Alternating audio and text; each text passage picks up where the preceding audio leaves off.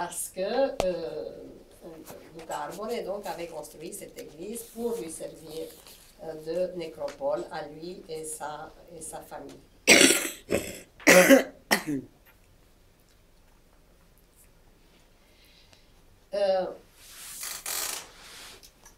On voit ici le jugement dernier, mal conservé. De nouveau, les parties supérieures n'existent pas. Et ici, l'hymne acatiste avec ici, c'est une scène du jugement dernier, celle-ci, qui représente en fait le paradis, mais je reviendrai là-dessus.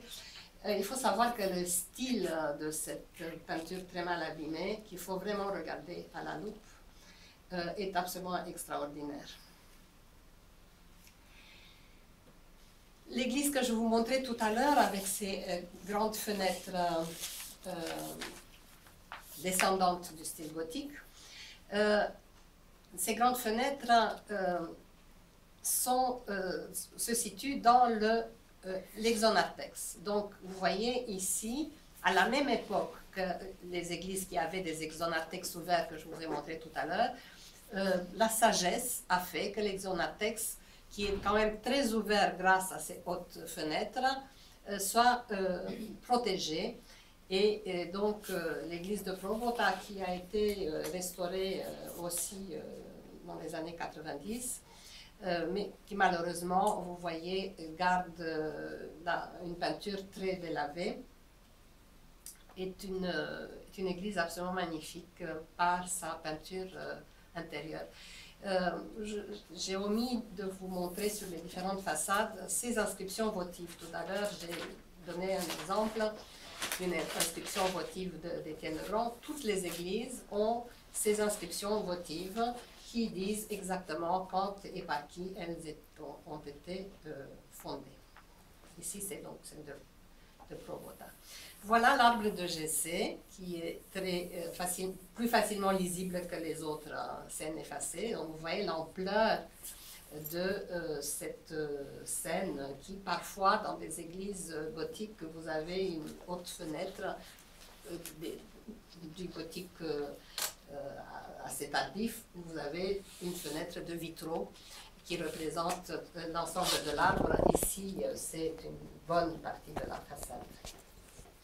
Et comme je vous disais, l'intérieur est absolument magnifique. Les peintures sont bien conservées. Et comme c'était la principale fondation de Pierre Raresch, il s'est donné la peine vraiment et dans l'exonartex, vous voyez ici, c'est le plafond de l'exonartex qui est fermé par les fenêtres. Et ici, on a représenté le jugement dernier. Et voici le tableau votif où on voit Pierre Raresch avec deux de ses fils, sa femme et deux autres enfants, deux de ses fils qui vont succéder au trône. Avec Saint Nicolas qui intercède pour lui, puisque l'église était dédiée à Saint Nicolas. Voilà un petit aperçu de cette peinture intérieure absolument magnifique. Et on passe à une église qui a un exonartex ouvert, l'église de Humor, dédiée à la Dormition, construite en 1530 par donc un grand aristocrate. C'est un monastère, mais construit par l'église a été construite par un aristocrate. Du côté est, on voit donc la hiérarchie céleste avec cet axe vers lequel se dirigent les personnages assez délavés. Il faut savoir que le style de cette peinture de Humor, là où il est lisible, est absolument magnifique. Cette église a la particularité d'avoir entre le narthex, donc il y a l'exonartex ouvert, le narthex, et avant d'arriver au naos, on passe par une petite pièce, une petite chambre funéraire, et c'est dans cette chambre funéraire que l'aristocrate en question s'est fait représenter lui-même et a fait représenter sa femme, parce que très intelligent, il s'est dit, je vais laisser la vedette au prince régnant, et il a fait représenter sur le tableau votif Pierre Raresh avec sa femme et ses enfants, qui, comme l'église est dédiée à la dormition de la Vierge, qui a la Vierge comme intercesseur pour offrir l'église au Christ. Je fais une parenthèse, Dieu n'est pas représenté chez les orthodoxes jusqu'à une époque de grande influence catholique. Donc le Christ représente Dieu aussi, c'est le Fils de Dieu et c'est une des représentations du pouvoir suprême, pouvoir divin suprême. Voilà, ici dans l'Exonartex, on a le début du jugement dernier qui commence par ici. Je vous montre quand même si je vais insister après sur les détails, le Christ de la deuxième venue, donc le Christ ressuscité, disons, est en gloire, c'est le Christ du jugement dernier, et de ses pieds part un filet rouge qui va devenir le fleuve de feu que je vous montrerai tout à l'heure. Voilà les différents groupes. Ici, c'est Saint Paul qui est derrière les justes, mais pas les élus encore, parce qu'ils vont vers le jugement. Et de l'autre côté, Moïse avec les pécheurs, mais on ne sait pas exactement où ils vont aller puisque le jugement n'a pas encore eu lieu.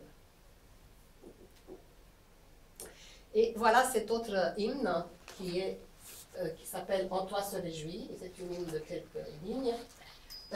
C'est une iconographie russe qui a émigré vers le sud, donc qui est passé par la Moldavie, qui est arrivé jusque dans les territoires byzantins, qui a été adopté au mont Athos et un peu transformé, et qui est reparti du mont Athos vers le nord et est arrivé en Valachie. C'est très, très intéressant, le cheminement. Et à ma connaissance, c'est le seul exemple de iconographie russe qui a été adopté au mont Athos et qui est reparti donc vers le reste des territoires orthodoxes. Et comme je vous disais tout à l'heure, cette image est intégrée dans l'hymne acatiste et ici le siège de Constantinople. À côté, vous avez la vie de Saint Nicolas. Voilà le siège de Constantinople qui est moins visible que celui que je vous ai montré tout à l'heure, qui est de Mondovica. Comme vous voyez, il se trouve très bas et donc ça s'est abîmé plus qu'ailleurs. L'église qui a peut-être la peinture la plus fraîche, probablement la qualité de la peinture a été exceptionnelle, est l'église de Moldovica, l'église de l'Annonciation, construite en 1732 par Pierre Raresh. C'est une des fondations de Pierre Raresh. Le monastère existait déjà. Et, pardon, je reviens, vous voyez donc cet exonartex ouvert qui est le plus monumental, le plus intelligent parce que la partie centrale n'est pas opaque, est ouverte, et bon, c'est le plus impressionnant. Voilà, à l'intérieur, on voit ici une partie du jugement dernier et là, l'autre scène. Ici, on voit très très bien la hiérarchie céleste, très bien conservée. Je pense bien que ça soit la meilleure conservée, dans le meilleur état de conservation. Et le tableau votif, ici justifié, parce que c'était vraiment Pierre Raresh qui l'avait fondé. Pierre Raresh avec sa famille qui offre l'église au Christ. Et vous voyez que la représentation de la maquette, et c'est pour ça que j'ai mis une image inversée pour qu'elle corresponde, pour que vous voyez que c'est vraiment très bien dessiné, très correctement. C'est vraiment cette église-là et pas une église symbolique. Et là, au jugement dernier, vous avez les justes, donc ceux qui ont beaucoup de chances d'aller au paradis, et avec une scène dont je parlerai tout à l'heure. Sur la façade, vous avez l'hymne acatiste avec le siège de Constantinople le plus lisible, et à côté l'arbre de Jésus, l'arbre généalogique du Christ, avec donc ce siège de Constantinople qui a fait couler tant d'encre. À Suceava, qui a été longtemps la capitale de la Moldavie, on trouve l'église Saint-Georges, construite en 1522, qui avait elle aussi une couverture de peinture murale tout aussi belle que les autres, mais malheureusement, elle est très délavée de nos jours. Voilà le jugement dernier. Il faut vraiment bien connaître l'iconographie pour lire quelque chose. Enfin, l'église qui impressionne le plus les touristes et qui est une des plus belles, indiscutablement, est l'église de Voronezh, l'église Saint-Georges, construite par Étienne le Grand, mais agrandie et décorée en 1547, donc à la fin du deuxième règne de Pierre Rares, par le métropolite de Moldavie, c'est-à-dire le chef de l'église nationale. Non, le métropolite qui était un archevêque en fait, le métropolite de Moldavie qui était un cousin de Pierre Rares. Et donc il a ajouté un exonartex qui était à la mode à cette période-là, et il a fait décorer l'intérieur de cet exonartex plus l'ensemble des façades. Donc, c'est ça, c'est cette partie-là qui a été ajoutée avec les contreforts dont vous parliez tout à l'heure. Donc l'église d'Étienne le Grand était jusque-là, et puis on a ajouté cette partie-là. La peinture intérieure est très belle de l'époque d'Étienne le Grand, mais ce qui impressionne, c'est surtout la peinture extérieure, et surtout ce jugement dernier, vraiment qui a la même dimension que les jugements derniers des autres églises, mais ici, il est visible, on a le recul pour voir certains appellent cette église la Sixtine. Voilà, je n'aime pas ce genre de comparaison.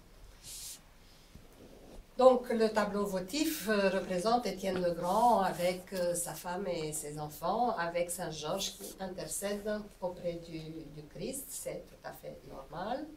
Mais sur la façade, on trouve le deuxième fondateur, celui qui a agrandi et a fait décorer l'église, Grigore Roșca, métropolite de Moldavie, et il s'est fait accompagner par une figure très importante de la spiritualité moldave, Daniel Sihastru, Daniel l'ermite,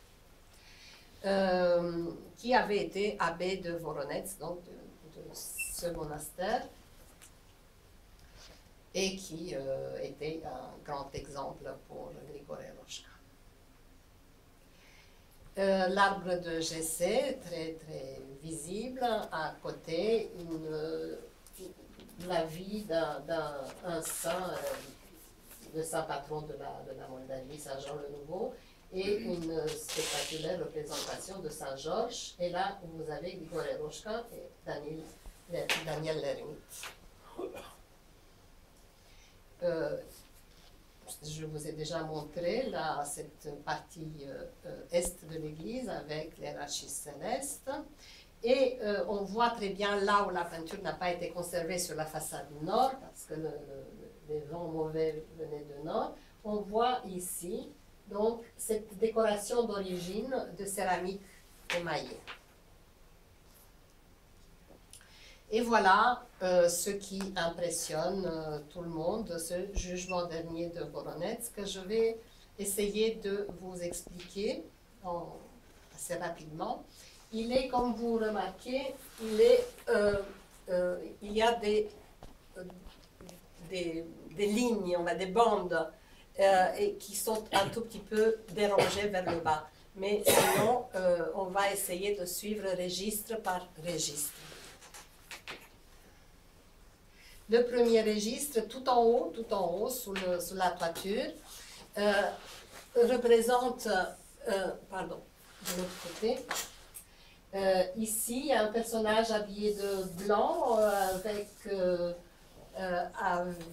des cheveux blancs et barbe blanche, l'ancien des jours, c'est-à-dire une représentation de Dieu le Père, qui se trouve au paradis. Il y a des anges qui ouvrent deux portes et il est là, il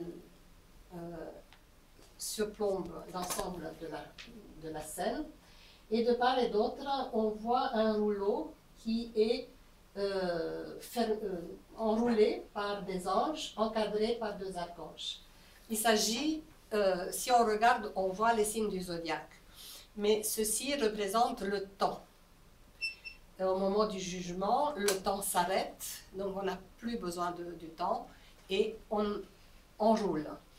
Dans la tradition byzantine, on voyait souvent un ange qui portait un rouleau qui était en train d'être fermé. Ici, ça prend vraiment une dimension très spectaculaire. Le deuxième registre, immédiatement sous celui-ci, est le tribunal céleste. Le Christ en gloire, entouré par les milices célestes, encadré par la Vierge et Saint Jean-Baptiste. Cette scène s'appelle en grec Déisis, c'est-à-dire l'intercession. La Vierge et Saint